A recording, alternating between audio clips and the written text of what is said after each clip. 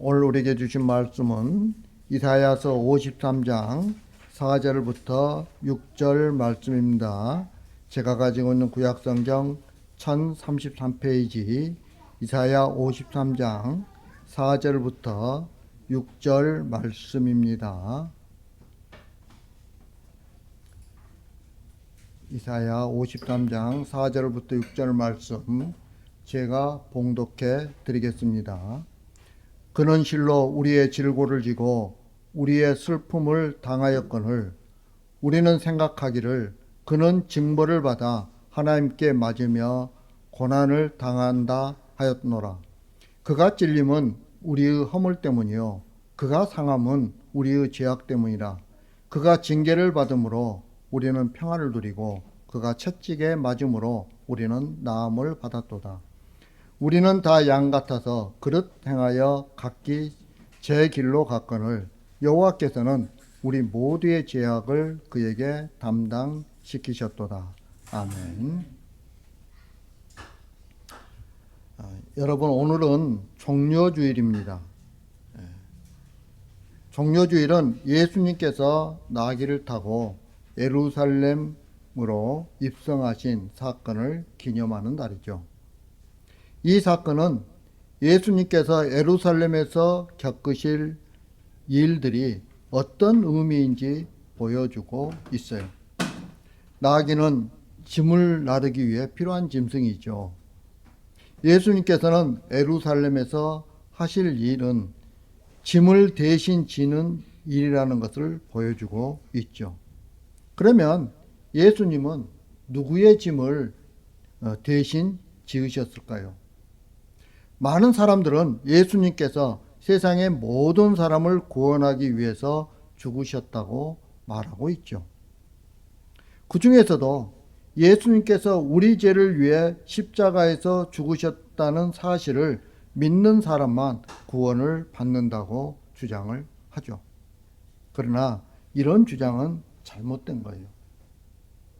왜냐하면 성경은 예수님께서 자기 백성을 죄에서 구원하기 위해 오셨다라고 말씀하고 있기 때문에 그래요.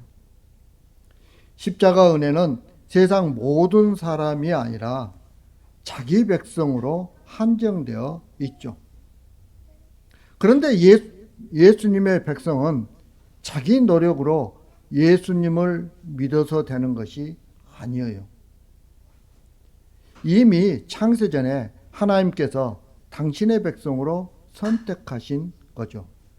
그 선택 안에 들어있는 사람만 구원을 받는 거예요. 그리고 예수님께서는 하나님의 백성으로 선택되어져 있는 사람들을 위해 이 땅에 오셨어요. 그 일을 위해서 나귀를 타고 예루살렘 성으로 들어가신 거예요. 하나님은 이런 사실을 예수님께서 이 땅에 오시기 700년 전에 이사야 선지자를 통해서 예언하셨죠. 4번에 걸친 종의 노래를 통해 이 땅에 오신 메시아에 대해 설명하고 있어요. 그 중에서 4번째 종의 노래가 바로 이사야 52장 13절부터 53장 12절에 걸쳐 나와 있는 내용이죠. 여기에는 메시아신 예수님이 세상에 오셔서 겪으실 고난을 예언하고 있죠. 이 예언대로 예수님께서는 세상에 오셔서 온갖 멸시와 천대와 굴욕과 고통을 다 겪으셨고 결국에는 십자가에 달려 죽으셨던 거죠. 그러면 오늘 말씀이 우리에게 주는 교훈이 무엇인지 우리가 한번 알아보도록 하겠습니다. 먼저 4절 말씀입니다. 4절 말씀 다 같이 시작. 그는 실로 우리의 질문을 지고 우리의 슬픔을 당하였거늘 우리는 생각하기를 그는 징벌을 받아 하나님께 맞으며 고난을 당한다 하였노라. 아멘. 여기 보면 그는 실로 우리의 질고를 지고 우리의 슬픔을 당하였거늘이라고 말씀하고 있어요. 여러분, 이 말씀 마태복음 8장에서 인용하고 있죠. 마태복음 8장은 예수님께서 많은 병자들을 고치시는 기사로 채워져 있어요. 거기에는 문둥병자도 고쳤고요, 백부장의 하인도 고치셨고, 베드로의 장모의 열병도 고치셨고, 그리고 귀신 들린 자를 그 귀신을 쫓아내기도 하셨죠. 그리고 또 마태복음 8장 17절에서 이렇게 말씀하고 있어요. 이는 선지자 이사야를 통하여 하신 말씀에 우리의 연약한 것을 친히 담당하시고 병을 짊어지셨도다 함을 이루려 하심이라 라고 이렇게 말씀하고 있죠. 결국 사도 마태는 질병을 고치시는 예수님의 치유 사역을 보면서 이 일이 단순한 어떤 구제 행위가 아니라 예언의 성취임을 밝히고 있는 거예요. 이사야 선지자가 700년 전에 예언했던 그 예언의 성취가 지금 이루어지고 있다고 말하고 있는 거죠. 고난받은 종으로 이 땅에 오신 예수 그리스도께서 마침내 모든 치유 행위를 완성시키는 십자가의 죽음으로써 모든 인류의 죄와 질고와 고통을 담당하셨던 거예요. 이처럼 병을 고치시고 귀신을 쫓아내신 사역을 통해 많은 사람들이 예수님을 메시아라고 믿고 예수님께로 몰려왔어요. 예수님께서는 무리가 자기를 에워싸는 것을 보시고 건너편으로 가라고 제자들에게 명하셨어요. 이처럼 사람들은 예수님이 메시아일 것이라는 기대로 가득 차 있었죠. 그런 기대가 예수님께서 유월절을 맞이하려 예루살렘 성으로 입성하실 때 절정에 달하게 되는 거예요. 요한복음 12장 12절 13절에서는 그 상황을 이렇게 말씀하고 있어요. 그 이튿날에는 명절에 온 큰 무리가 예수님께서 예루살렘으로 오신다는 것을 듣고 종려나무 가지를 가지고 맞으러 나가 외치되 호산나 찬송하리로다. 주의 이름으로 오시는 이 곧 이스라엘의 왕이시여 하더라. 그 모습을 보고 예수님을 죽이려던 바리새인들은 이렇게 자기들끼리 이렇게 이야기합니다. 볼지어다 너희 하는 일이 쓸데없다. 보라 온 세상이 그를 따르는도다. 너희가 예수님을 죽이려 하는데 그 일이 쓸데없다는 거예요. 왜? 모든 백성들이 세상이 모든 백성들이 예수님을 따르고 있다는 거죠. 명절에 예배하러 올라온 사람 중에 헬라인도 섞여 있었는데 그 헬라인 몇이 그런 기대로 예수님을 찾아왔죠. 그런 상황에서 예수님께서는 자신이 죽어야 할 것을 말씀하셨던 거예요.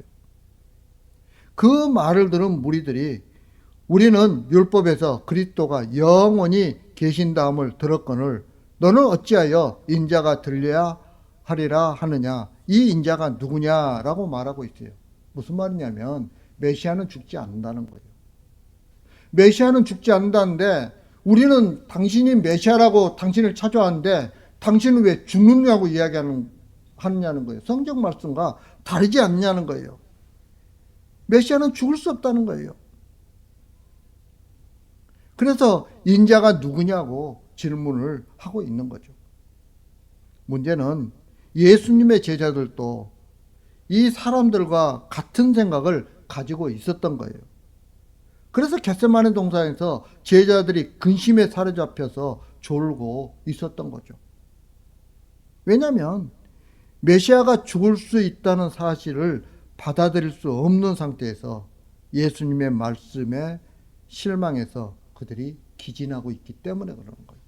네, 받아들일 수 없는 거죠. 자신들의 생각으로는 도저히 받아들일 수 없는 걸 예수님께서 말씀하고 있는 거예요. 예수님이 대제사장에게 끌려와서 재판을 받은 그 초라한 모습을 보고 유대인들은 실망하기 시작을 해요. 그가 성경에서 말씀하는 메시아가 아닌가라는 의심이 싹트기 시작했던 거죠. 심지어 예수님의 수제자였던 베드로조차 예수님께서 잡혀가실 때 멀찍이 떨어져 그 잡혀가신 예수님을 따라갔어요. 왜 예수님을 따라갔을까요? 혹시 그분이 진짜 메시아라면 그에게 지금 죽는다고 했는데 그렇지 않는 다른 상황의 어떤 일들이 발생할지도 모른다는 그런 기대감을 가지고 있었기 때문에 멀찍이 따라가는 거예요. 하지만 그런 베드로도 점점 근심 속에 빠져들면서 예수님을 3번이나 부인하기에 이르렀던 거죠. 예수님과 같이 했다는 사실, 즉 예수님이 메시아라는 사실을 부인하는 것 때문에 그는 예수님과 눈이 마주치자 밖에 나가서 심히 통곡했던 거예요. 결국 빌라도 법정에서 힘이 없는 예수님의 모습을 보고 사람들의 마음이 변해요. 여러분, 사람들의 마음은 순식간에 변합니다. 예. 자신들이 속았다고 생각을 했던 거죠. 그래서 사람들은 예수님을 죽이는데 가담했던 거예요. 예수님을 십자가에 못 박으라고 소리쳤던 거죠. 십자가에 달린 예수님을 보고 비난했던 거예요. 그래서 이 53장 4절 하반절에 이렇게 말씀해요. 우리는 생각하기를 그는 징벌을 받아 하나님께 맞으며 고난을 당한다 하였노라. 하나님께서 저 예수를 치셔서 벌을 갖다가 내리시기 때문에 그 벌로 고난을 받고 있다는 거예요. 예. 여러분, 우리는 이런 생각을 안 할까요? 우리는 다 알고 있으니까 이런 생각과 멀리 떨어져 있을까요? 나는 상관이 없을까요? 여러분, 이런 유대인들의 모습을 보면서 이방인들도 덩달아 예수님을 멸시했던 거예요. 그럼 예수님이 하나님께 버림받고 인간에게 내던져져서 처참한 꼴을 당한 이유가 뭘까요? 여러분, 5절 말씀 한번 읽겠습니다. 5절 말씀 다 같이 시작. 그가 죽임은 우리의 허물 때문이요 그가 상함은 우리의 죄악 때문이라. 그가 지게를 가름으로 우리는 평안을 누리고 그가 채찍에 맞음으로 우리는 나음을 받았도다. 아멘. 오늘 말씀을 보면 우리라는 말이 계속 나오죠. 자, 4절에서는 우리의 질고를 대신 졌고 우리의 슬픔을 대신 당했다고 말씀하고 있어요. 그리고 5절에서는 우리의 허물 때문에 찔림을 당했고 우리의 죄악 때문에 상함을 입었다고 말씀하고 있죠. 그런데 예수님은 이런 고난을 사람에게 받은 것이 아니라 하나님에게 받은 거죠. 예수님께서 십자가에서 돌아가실 때 엘리 라마 사박다니, 나의 하나님 나의 하나님 어찌하여 나를 버리셨나이까 라고 이렇게 외치고 있죠. 예수님은 하나님께 버림받아서 그 고난을 당하신 거예요. 결국 예수님이 당하신 모습은 우리가 하나님께 당해야 할 모습을 그대로 보여주고 있다는 거예요.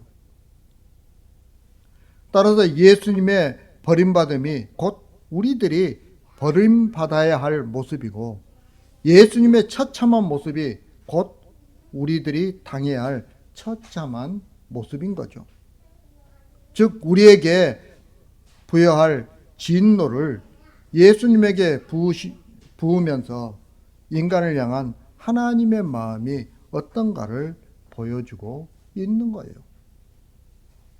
그렇다면 그런 우리가 무엇을 해야 하나님의 사랑을 받을 수 있을까요? 어떤 행위를 통해서 하나님의 사랑을 받겠다는 의도 자체가 십자가에 달린 예수님을 전혀 보지 않고 있다는 증거인 거예요. 우리는 예수님을 믿는다고 생각을 하죠. 여러분 그렇지 않습니까? 그러면 과연 그 믿음이 주님으로부터 주어진 참된 믿음이라고 할 수 있느냐는 거예요. 주님으로부터 주어진 참된 믿음은 주님이 당하신 모습을 그대로 우리에게 안겨주는 거죠. 다시 말하면 매맞고 십자가에 매달리신 질고를 당하는 예수님을 바라볼 때마다 내 죄가 드러나야 한다는 거예요. 우리의 허물 때문에 그가 찔림을 받았다고 했죠. 우리의 죄악 때문에 그가 상함을 입었다고 말씀하고 있잖아요. 주님이 창에 찔리고 죽으신 십자가는 우리의 죄가 고발당하는 현장이 될 수밖에 없는 거죠. 문제는 모든 교회가 이런 이야기를 한다는 거예요. 예수님은 우리 죄 때문에 죽으셨다는 것을 몰라서 천국에 못 가는 것이 아니라는 거죠. 하지만 나 때문에 예수님이 죽으셨다는 것을 아는 것이 예수님을 아는 것이 아니에요. 내 죄 때문에 예수님의 죽으심을 몰라서 천국에 가지 못하는 것이 아니라 내 죄를 몰라서 천국에 가지 못하는 거예요. 진심으로 예수님을 아는 자가 죄를 알게 되어 있는 거죠. 내 죄 때문에 죽었다고 말하면서 자기 죄를 모른다면 그것은 말도 안 되는 거잖아요. 그죠? 예. 자기 죄를 안다는 것은 자기 자신에 대해서 안다는 뜻이에요. 많은 사람들이 죄를 나쁜 행동이나 해야 할 것을 하지 못하는 것이라고 생각을 하죠. 예를 들면 하나님께서 하나님 제가 욕을 했습니다. 저는 죄인입니다. 라고 이렇게 말을 할 때 그 사람은 자신이 욕을 안 할 수 있었는데 욕을 했다는 것에 대한 자책감을 가지고서 그런 말을 하는 거죠. 그리고 욕을 하지 않는 것이 하나님 앞에 선한 것이기 때문에 앞으로 욕을 하지 않겠다는 그런 결심을 하게 되는 거죠. 이것이 인간의 본질을 모르는 가운데 나오는 죄예요. 인간의 본질을 모르는 죄는 착한 행동을 할수록 죄가 사라지게 되어 있어요. 내가 착한 행실을 하면 나는 죄인이 아닌 것처럼 느껴요. 네. 나하고 죄하고는 멀리 떨어져 있다고 생각을 해요. 그러나 예수님을 알고 자기를 알면 그 어떤 선한 행위가 있다고 해도 자신은 예수님 앞에 더럽고 악한 인간이라는 고백을 할 수밖에 없는 거예요. 이런 사람이 진심으로 예수님을 안다고 할 수 있어요. 예수님을 안다고 할 때 반드시 그 열매가 나타나게 되어 있죠. 그 열매란 좋은 행동을 하는 것이 아니라 내가 죄인됨을 아는 거예요. 내가 죄인이라는 걸 아는 거예요. 이것이 예수님을 알게 된 성도에게만 맺어지는 열매예요. 여러분, 내가 죄인이라는 걸 알면 누구를 정죄하겠어요? 정죄할 사람이 없어요. 왜? 내가 죄인이니까. 내가 착한 행동을 했고 저 사람은 못했고, 나는 교회에서 열심히 많이 봉사했고 저 사람은 봉사하지 못했기 때문에 저 사람은 믿음이 없다고 이야기할 수 있느냐는 거예요. 내가 죄인인데, 내 죄가 큰데 그렇게 못하는 거예요. 내가 성도로 살기 위해서 의도적으로 보여주는 행동이 아니라 자연스럽게 나타나는 행동이 뭐예요? 다른 사람들을 안에서 함께 협력하는 거예요. 협력하여 모든 선을 이루는 그런 삶의 모습으로 보이게 되는 거죠. 내가 죄인이고 내가 악하고 아무것도 아닌 인간이라는 것을 마음에 달고 사는 사람의 삶이 변화되는 것은 너무너무 당연한 거잖아요. 그런 성도는 자랑도 없고 남을 무시하고 업신여기지도 않아요. 비교하지 않기 때문에 업신여기지도 않죠. 내가 죄인인데 어떻게 비교하겠어요? 이런 성도가 진짜 예수님을 아는 자이고 그 사람이 바로 영생 안에 있는 성도인 거예요. 주님을 알기 전에는 그래 내가 괜찮은 사람이고 저 사람보다 낫고 존경받을 만한 사람이라고 생각을 해요. 그런데 주님을 알고 난 순간 그리고 십자가에 피 흘리신 주님의 모습에서 나의 그 악한 모습을 발견하는 순간 사도 바울처럼 내가 바로 죄인 중에 괴수입니다 라는 이런 고백이 나올 수밖에 없는 거죠. 이 사람이 제대로 예수님을 알게 된 사람이에요. 그럴 때 그 사람에게는 예수님이 십자가에서 죽으신 것이 귀할 수밖에 없죠. 왜? 그게 바로 생명으로 가는 길이기 때문에 귀할 수밖에 없어요. 그 길이 아니면 생명으로 갈 수가 없어요.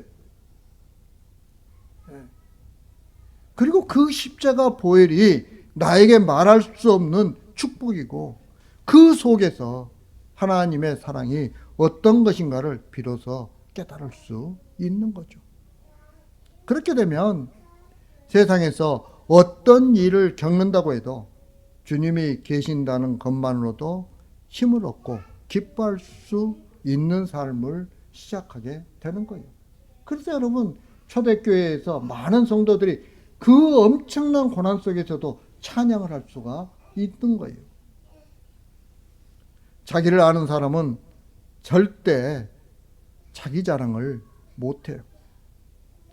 직분을 가지고 힘을 주거나 다른 성도와 비교하면서 그 위에 군림하려고 하는 것은 예수님을 만나지 못했기 때문에 그런 행동을 하는 거예요. 물론 주님을 만나지 못해도 얼마든지 인격을 내세우면서 겸손하고 거룩한 척 할 수는 있어요. 그러나 겸손은 인격에서 나오는 것이 아니라 주님을 알고 자기가 죄인됨을 아는 가운데 자연스럽게 맺어지는 거예요. 그게 뭐예요? 성령의 열매인 거예요. 성령의 열매는 내가 맺고 싶다고 막 어떤 노력을 해서 맺어지는 게 아니에요. 주님을 알게 되고 내가 누구인지를 확실하게 알게 되면 맺어지는 게 성령의 열매인 거죠. 많은 성도들이 예수님을 말하면서도 인간이 죄인임을 모르면서 신앙생활을 해요. 그러다 보니 자신이 하나님을 기쁘시게 할 수 없는 존재라는 사실을 알지 못해요. 그래서 전능하신 하나님의 섭리와 주권을 말하면서도 내가 주인이 되어 사는 경우가 많이 있죠. 입으로는 주님이 하셨습니다. 주님이 하셨습니다. 그렇게 말을 하면서도 마음으로는 이건 내가 다 했다 라고 이렇게 생각을 하는 거예요. 다시 말하면 세상의 모든 영광을 중간에 가로채면서도 그것이 얼마나 무서운 죄인가를 알지 못하는 거죠.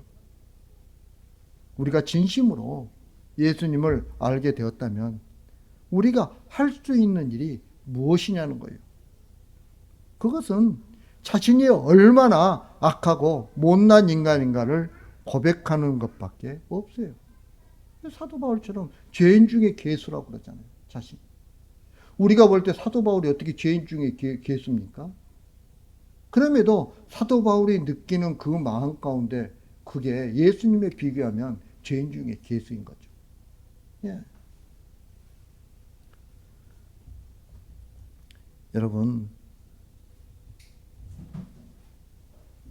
무엇을 해도 나는 죄인입니다라는 이 고백이 살아있을 때 그 사람을 가리켜 영생을 얻었다라고 이렇게 말할 수 있는 거예요.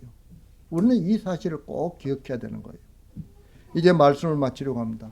사랑하는 성도 여러분, 주님이 당하신 모습이 바로 내가 당해야 할 모습이라는 것을 알 때 지금 주어진 우리의 모든 것에 감사할 수밖에 없는 거예요. 예수님을 알 자격도 없는 내가 예수님을 알게 된 것에 감사하고, 밥 먹을 자격도 없는 내가 밥 먹고 사는 것에 감사하게 되는 거죠. 이렇게 모든 것에 감사하며 사는 성도야말로 세상 것이 있고 없고에 관계없이 행복한 삶을 사는 성도라고 할 수 있어요. 내가 부자면 뭐하고 가난하면 어떻습니까? 그것 가지고 비교할 것이 아니라는 거죠. 따라서 예수님을 만나고 예수님을 아는 가운데 이런 행복한 삶을 사는 저와 여러분들이 되길 주님의 이름으로 축복합니다. 다 같이 기도드리겠습니다. 사랑과 은혜가 풍성하신 아버지 하나님, 부족한 저희들 사랑해 주신 감사합니다. 저희들이 세상 속에 살아가면서 내가 다른 사람들보다 더 깨끗하고 더 낫다고 생각하는 그런 어리석은 생각을 가질 때가 너무나도 많이 있습니다. 아버지 하나님, 이런 저희들의 죄를 용서해 주시옵소서.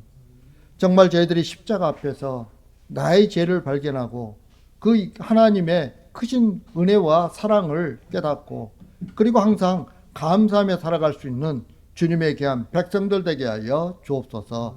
예수님 이름으로 기도합니다. 아멘.